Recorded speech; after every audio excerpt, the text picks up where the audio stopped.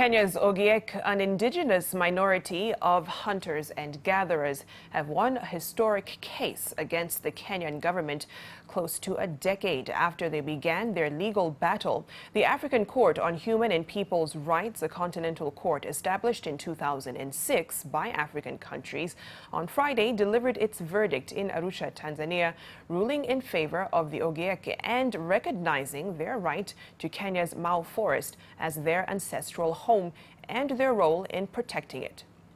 The African Court on Human and People's Rights ruled that the Kenyan government had violated the rights of the indigenous Ogiek people when it evicted them from their land. The verdict recognizes the Ogiek's strong attachment to the forest, their legal right to live in forest land, their freedom to practice their traditions, and deemed the evictions to be disproportionate to conservation aims. The Kenyan government in court said it accepted the judgment. The legal director of Minority Rights Group International, Lucy Claridge, a campaign group who has been working on the case since April 2010, said the ruling is a historic victory for the Ogiek community and gives hope to all indigenous people everywhere. The group said the Kenyan government must now implement the ruling and let the Ogiek live freely in their ancestral land.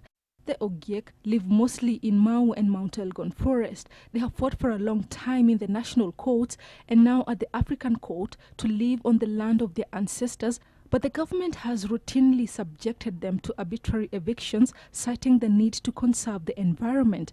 The case was initially lodged by Ogiek People's Development Program, Minority Rights Group, and the Center for Minority Rights Development at the African Commission on Human and People's Rights before being referred by the Commission to the court in 2012. The victory could set a precedent for similar cases across the continent.